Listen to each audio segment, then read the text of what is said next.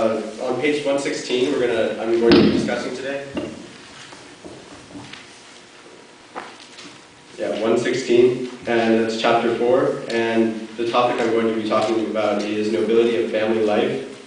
And this starts on 116, but at the bottom section where it says patriotism and loyalty.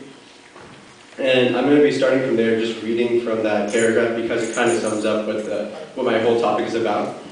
And it says, living thus, they should as far as possible aspire to have what is not possessed, protect what is God, increase what is preserved, spend what is increased in the good of the country. Oh, and sorry, before I even start, I didn't even explain what this is about. This is all talking about what a person in the family life should do, what his duty is, and what he should, how he should,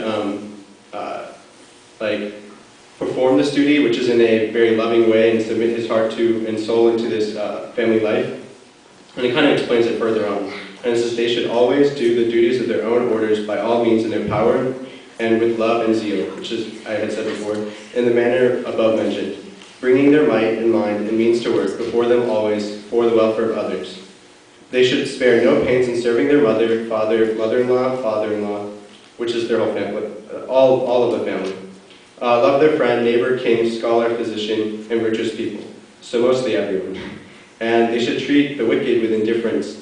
For example, setting aside enmity against them, they should ever exert themselves for the betterment. So even enemies, you treat them well, but not, you should also try helping them too.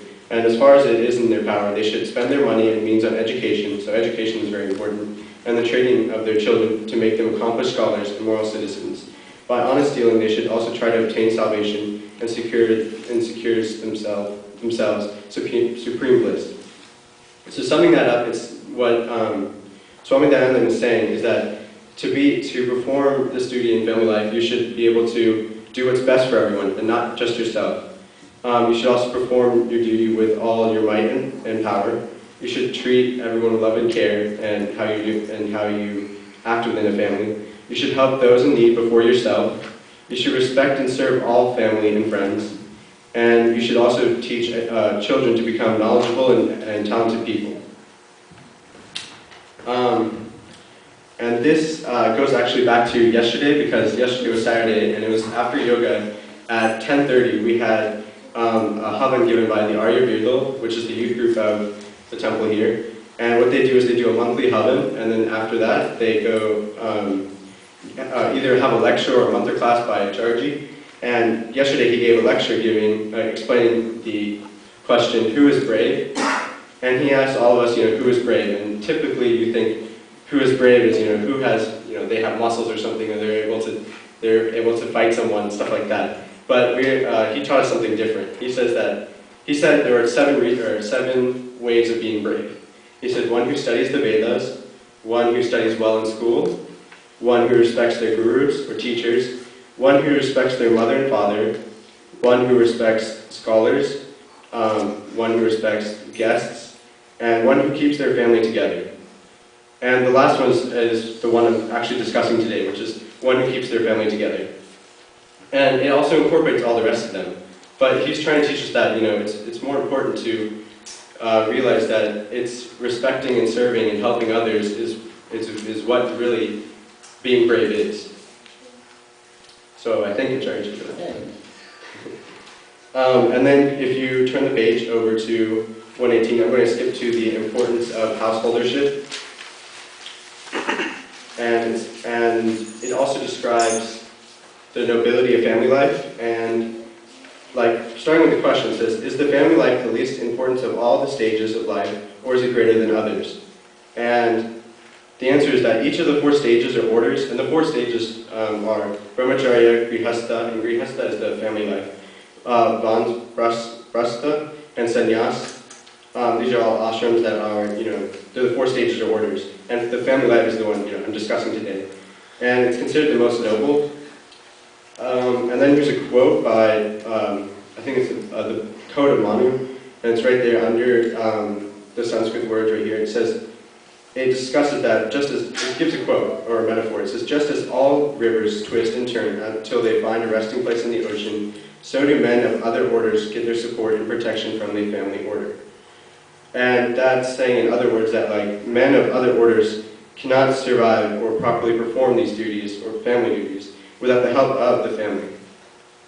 And the next one after that, it says, as all creatures subsist by receiving support from the air, so all orders of men exist by receiving support from housekeepers. And the housekeepers are people of the family. And that's saying that this family order supports all the other three orders with the gifts of food and other types of supports.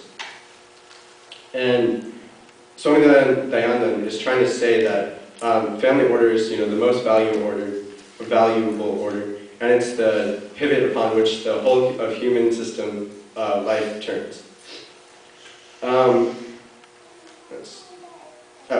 And then it also says that the family life is the cause of propagation and existence of the human race.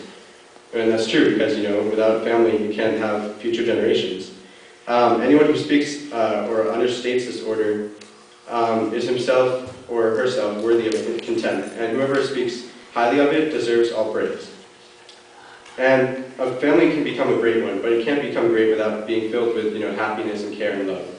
And this happiness exists only when both a husband and wife are content with each other, and they are both learned, energetic, and fully aware of their duties. The main cause of their happiness is also a true brahmachari life, and that's a knowledgeable life, and the marriage by mutual choice. And this sums up chapter 4, but I just want to, can you turn the page to 120? And look at the bottom where it says Sandhya. I just wanted to go over, I didn't want to go over it, but I just wanted to tell you about this part where it says Sandhya, because this is what the Arya is also trying to learn about. They're trying to perform Sandhya with Acharyaji by doing monthly classes with him. And this is actually what we've been working on so far.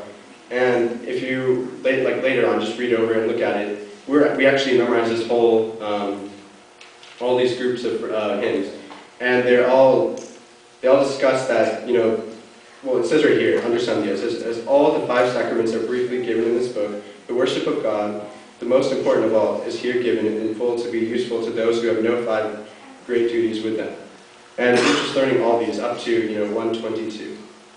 And I just wanted to share that with you. And that's after lunch every day at, I'd say 1 to 2, probably around there.